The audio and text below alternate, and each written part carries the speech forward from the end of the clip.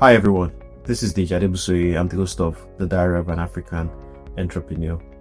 There's a particular subject that has been on my mind for some time, and one of the last videos that we did actually brought it to fore, and that's the subject around bringing in family members into the family business, and that's the place of transitioning. Whether you are thinking long term or you just want to bring in your family members into the business, and it's been something that I have seen happen over and over again, not because I have the direct experience myself, whether I was picked on to take over a family business or I was handing over a family business to someone, but rather from the perspective of me seeing a lot of companies that have been in this situation before. And I mean, most of us have seen this situation before as well in our countries, in our neighborhoods, in our environments. We've seen businesses that were taken over by children, by family members. Some have been huge successes, and some have been colossal failures. And it has just come to my mind that I need to talk about it. One of the earlier videos that I did when I spoke with a good friend of mine, Disha, the CEO of Redland Roses, she shared her experience, and I'm going to tag that video to this particular one because I think there are certain gems she shared early on in her life when she worked in a family business, and at some point she had to move away from the family business, and that really helped her to become who she is today. And I'm going to tag that video at the end of this so that you can capture some thoughts that she shared in that video. Now back to the subject.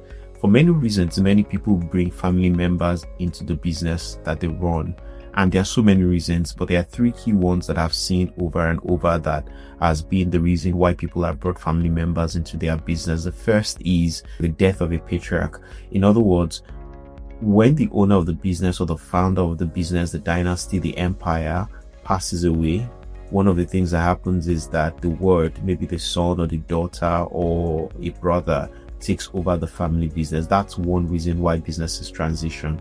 Another reason why I've seen businesses transition is just because of business diversification. So maybe the owner is building a large group of business, and he or she transitions into a chair role, and then some of the subsidiaries need hands to manage them, and they bring in their children to manage some of the subsidiaries. So business diversification is the reason why family members come to lead organizations. And then the third is, of course, the one that we canvas for, we hope will happen a lot more, and that is business transitioning from one generation to another. A patriarch or a matriarch has finished serving their time leading that business and that empire, and they want to hand over the reins to someone else to manage on their behalf. And many times we've seen them bring their words into the family business for this reason. The reality is that if you look across all the different examples that happens around us, there are huge success stories of where this has worked out well. A good example that we've seen work out well, many of us growing up would have known, in Nigeria, the God is good mottos, right? And today, the patriarch died and the son took over, and it has been transitioned, it's been rebranded, it has been turned around, it's called GIG Motors today. So many of you that don't know the history, that is part of the history. Now, I don't know how the company is being run today. I don't know whether, people that are closer to the business feel the same way as I do, that it's a success. But whether you like it or not, this is a business that was into just the luxurious transportation, and they've become a main logistics company today. So whether you like it or not, these are companies that are being built. These are companies that are extremely successful in what he's doing today. So he has made a success of that business unit. So that is one example. Another example of a business that has been very successful in this transitioning is Bidco Africa. Bidco Africa is a company based out of Kenya that has been largely involved in, they started as making soaps and some garments actually, and eventually the company, the son joined the company in early 1980s and was with the company, and eventually took over as a CEO and started steering the company. Today, the company has become a Pan-African successful consumer goods company, and they are doing extremely well. That is the example of a transitioning that has helped the company to scale and to grow and to even do better than it was when the father or the mother was within the company. In the same vein, We've seen companies that have been less successful in making that transition. It's still in the logistics business in Nigeria. Many of us might also be familiar with the old Ekele Delichiku. Many of us that grew up, my sister used to take that bus when she was going to school in Abuja. She used to take that bus and, to school. The Ekele Delichiku, they got these good mottos.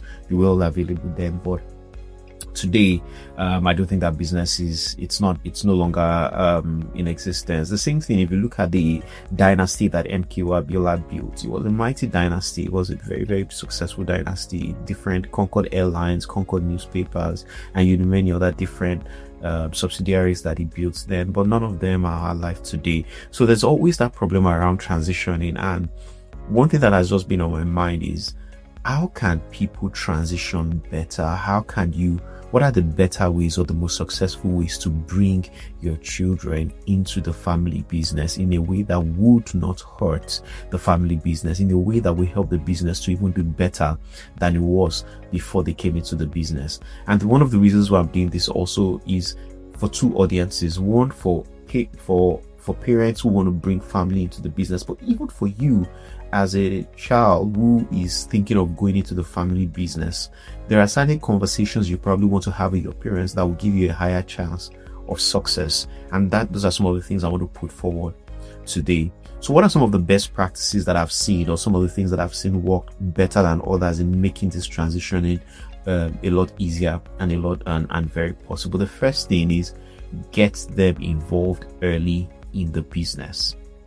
The reality is that it's not every child that wants to pursue the family business, and every parent has to recognize that.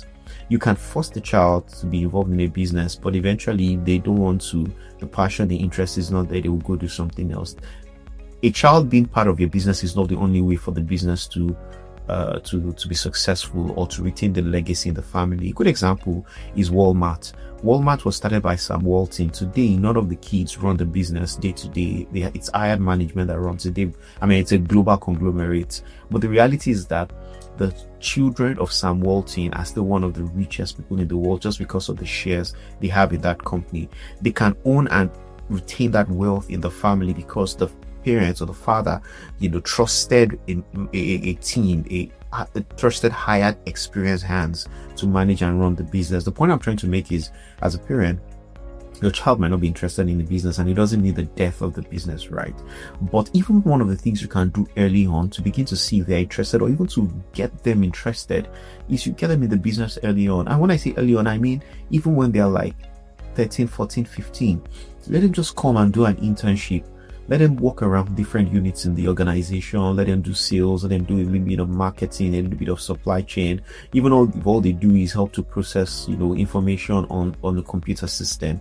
But just get them involved. It might just be for 2 hours a week. It might eventually grow to become 1 day a week during their holidays. Get them involved in the business early on. Let them begin to feel the understanding of what it is. What it also helps them to do is they begin to understand work culture very early on.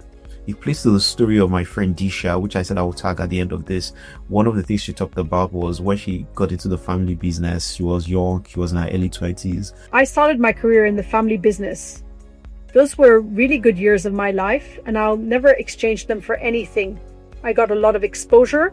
I got to meet presidents from every African country. I got the confidence to be able to speak with them about the work that we were doing at ETG.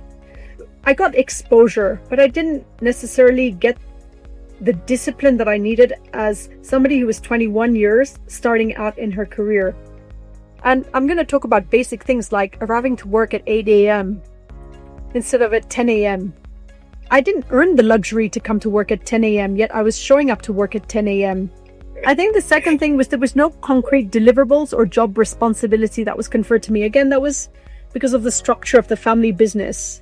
And I believe that all of these things sort of made me a much better professional at the start of my career. She was working at her own pace. And one of the things that happens when your child starts the business early is they begin to understand from a very young on encumbered mindsets. They begin to understand the framework of what work is like, having a proper work ethics, work culture built around them.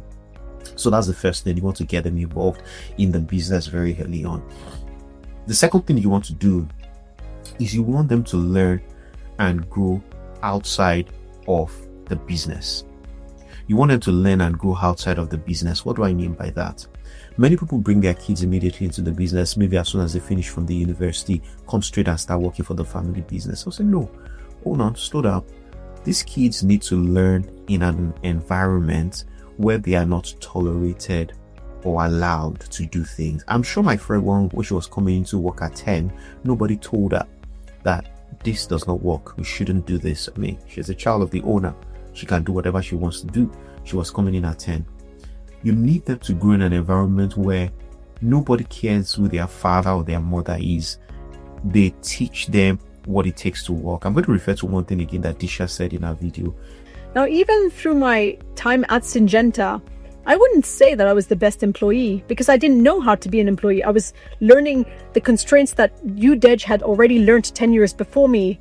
So I was like, cool, I still have a backup option. I'm going to do this, be with Johan, and eventually go back to like Tanzania. The mindset was not right. It was basically at one point when David Morgan, my line manager, said, dude, do you realize that people expect you to deliver? And I was like, shit, this guy just told me that I do nothing. And that really impacted me for some reason. I took it to heart and I decided I'm going to show David Morgan that I can actually deliver. And I can even trace back the date. It was 2015. So exactly 10 years ago when I decided I'm going to become a delivery machine. And that's when I started to really deliver. I got a chance to be in the Africa Middle East team. I went to Morocco and then eventually got the job in the UK. I actually got the Best Employee of the Year award in the UK. You need them to be in an environment where someone can look them dead in the eye and tell them, you're doing nothing. Give them very hard feedbacks. Let them learn in an environment where people want to get results and want to get work done and they don't know who their parents are or they don't care who their parents are. You need that for them. You need them to grow and build their competence in that kind of environment. You know the funny thing, if your child cannot build their competence and build a career outside of your business, I don't think they have any business needing your business if you want that business to be successful and you want that business to last. I'm not saying they become the managing director or become the CEO in another place, but you can see a demonstrable performance of growth, of projection, of drive in somebody else's business. You can see them grow. You can see them move up the career chain. You can see them grow in that organization. Those are feelers that let you know that if they already understand, they've imbibed what it takes to build an organization because they themselves have ascended in an organization. So these things are critical. Let them go outside. Let them go and let them sow their wild oats outside and build their own capability. Let them build domain expertise. Let them build experience. Let them build credibility. One of the things that happens is when you also come back into your organization later on, you just bring in a child that has no experience, university graduate or something, you bring them to lead organizations where there are people that have built credibility in the organization, people who understand their trade, they understand what they've been hired to do. The problem is that there can only be chaos in that kind of situation because number one, the child does not know what is expected. They haven't been in that kind of environment before. And even these top performers that you've hired your son or daughter to come and manage, these are people that in their own rights, they want to build their careers. They want to be led by somebody that has the right vision, somebody that they can look up to, right? Somebody that has built credibility, has domain expertise, has experience. But here you are breaking up somebody who doesn't have any of that. What is going to happen over time is that these top performers you have in the organization, one after the other, they will just begin to leave. They're only bidding their time. Every single hour you see that they stay in that business, they're bidding their time. They're already looking for options and they will leave. Eventually, you have cronies running the organization and it's just a question of time that business is going to the ground. So these are part of the reasons why you want them to learn outside. By the time they are coming in, they've been able to grow in an organization. They are coming in with domain expertise. They're coming with experience. They're coming with credibility. Probably they look at Disha today. Disha today goes into her family business. Oh my God, she's going to have tons of respect. She has built something of her own. She has built her own name. She has built her brand. She has learned. She has gained the experience. She has been forged. She goes into the family business. If she chooses to, she's going to go there with a lot of respect. People cannot look up to her that if you did it to Red Land Roses, we saw what you've done. We think you can add value. You can do something yet. That is extremely critical. Part of the reasons why you want to make sure that they learn outside of the family the business, they build competence, they build respect while doing that as well. And one other very important reason why you wanted to do that is they learn what it feels to be like as an employee.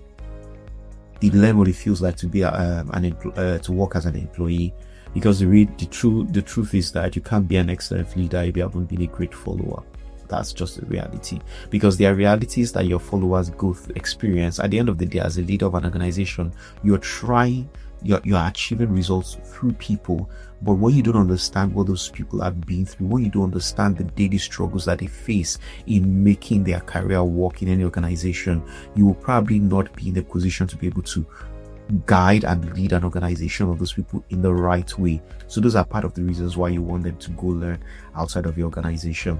Another reason why you want to do that, another thing you want to do is you want to bring them, when you bring them in eventually into the organization, you wouldn't want to do that and just put them straight in management, or maybe make them the CEO almost immediately. You bring them in and you bring them in a role that is senior enough, maybe just entry into management, or maybe just a level below management. The reason is you also want to gradually transition them into the culture of the new organization. It's a soft landing. The reality is that in this new role, yes, they will begin to get all the accolades and respect also of just being the son or the daughter of the owner. But because they have expertise, they have domain expertise, they are knowledgeable, they're experienced, they can immediately start to add value, and you begin to gain their own respect in that organization, not just because they're the child of the owner, but because in their own right they've earned their stripes. So bring them in, don't throw them immediately into that senior CEO position. Bring them in a level below management, or just entry into management, depending on how large the organization is. In some organizations, you can bring them on board as a COO or a CFO if they've grown in a finance function, for example, or if it's a marketing function, you bring them in marketing or in sales. Let them come and drive performance in that unit, and then that becomes like the next the tipping point for them before they move into the leadership of the organization. The last thing I'm going to talk about very quickly, but probably is the most important thing, is you need to build very strong governance system around the organization even while you're there, and you need to practice letting the governance work while they see you do it. In other words, this is the legacy you as the owner can leave for your children. Build the right governance and let it work while they are there. They see that you, for example, you are answerable to authority, you have a board of directors, you engage them actively, you're accountable to them, you go with the level of what's the word, you make yourself answerable, you make yourself amenable to the constitutions, to the policies of the organization. You are not above them. They see those things, they see how you subject yourself as leader to the governance process in the company, and they can learn from it, such that when you're gone and they come in, number one, there's a very strong board and there's strong governance, and therefore they cannot misbehave. They can't just go on a tangent themselves and make decisions that are not, you also want to help them, right? You throw them into that position, you want to create systems around them that will help them not to fail, systems that will help them to be successful, systems that will help them not to self-destroy, right? So put in place proper governance, controls, processes, systems that will checkmate them even if they decide to go AWOL while they are CEO of the company. Now, the question some of you might be asking is, that is all well and good for a parent that wants to gradually transition their kids into the business, but there have been instances like the GIG Motors we talked about, for example, where the patriarch died, and I've seen other examples before, some that are very close to me as well, where the patriarch died and all of a sudden one of the children had to step up to run the organization. Now, It could have happened that the patriarch had gotten them involved in the business early on, so they already understand the work culture, but maybe they didn't have enough time to go out to experience other things on their own before coming back. The reality is that leadership, that mantle has been thrust upon them, and they need to act. So I'm speaking now to those who are in that particular solution. There are a few things you can do to help yourself to become more successful in that role. The very first thing is you need to make sure you have very competent deputies around you. And when I say competent, don't be afraid to not know. In fact, you won't know as much as them, and it's okay. I remember when Mark Zuckerberg became CEO of Facebook. I mean, when Facebook started scaling and growing, or CEO, he had no management experience, but one of the first things he did was he hired Cheryl as the COO, and one of the reasons he did that is he wants someone extremely competent to run the operations of the organization, and he was learning actively, which will be my second point. But surround yourself by very strong deputies, not cronies, people that will just be saying yes sir to you, people that are afraid to call you to question. Surround yourself with people that will question your judgment, people that will question your decisions, people that will push back on you, people that will also listen and will be willing to help you learn and grow. You want to put those kind of people around you. The second thing you want to do is need to be hungry to learn. Oh my God, learn, be hungry, pursue knowledge. And when I say knowledge, it's not just reading books, it's about engagement. Meet people on your team, stay on the floor, shop with them, see the processes they go through in making those products, see the processes they go through in putting out those services that you render as an organization. Go on that journey if you're in logistics with them, see what it feels like being able to serve your customers. If you're running a restaurant, put on the apron and one of those points and serve. Learn, ask questions to your customer groups, form quick customer centric meetings where you want to understand your customers better. Go into the market, meet your customers, meet your stakeholders, meet your suppliers, spend time with your team, your employees as well. Just be hungry, just soak all the information in. They always come in helpful at the end of the day, because you quickly ramp up your ability to understand what business you're in and how you can make the right judgment. With the right deputies, driving the business, it gives you that time to be able to spend time focusing on gathering knowledge and experience. If you can also add an education to it, it's beautiful. But I think those physical, real life, practical examples and experience is all the more better if you can gather that. And then you also want to build a diverse but intentional personal board of advisors. This is for you personally. I have like 2-3 people that you call every now and then, mentors that you go to, you sit down with them, you ask questions, you complain to, you express your frustrations in a place of trust, in a place of safety. That is good for you, because whether you like it or not, it's not all the time that those deputies that you have around you probably have your own interests. Sometimes they will have their own interests, but when you have these independent advisors, and maybe you should have your board, that you create your board, set up your board as well, if that did not exist. But you have your 2-3 mentors that you go to, and you can pour yourself, your frustrations, your anger, your fears, you can talk to them and they can advise and coach you in the right way. Have that strongly with you. And then, be willing to suffer failures, because whether you like it or not, you will. You're inexperienced, you don't have the right knowledge, the right credibility. People will undermine you at times. You have to be willing to learn through those processes and don't allow it to shape you, to make you become who you're not supposed to be. Some people, because somebody's undermining them, they become very, very volatile. They become eruptive in their emotions. They fire people at will just because they are angry and they feel that people are taking them for granted. No, don't allow people to define who you are. Those things are bound to happen, but use it as a launch pad to learn, to gather experience, and then you'll be ready to be able to drive growth in your organization. I hope this has been helpful to someone, and I will be happy if you can share this with somebody that you think needs to listen to this, to help them get themselves prepared, whether to take on the role in a family business, or a patriarch or matriarch who is already looking to see how to bring their family or their children into the business. Some things they can start thinking about. Thank you very much for listening. Please do like, comment, and subscribe to this channel. I'm going to deliver great content to you that will help your business to grow and to scale. Once again, my name is Deji Adebusoye, the host of the Diary of an African Entrepreneur. Thank you very much.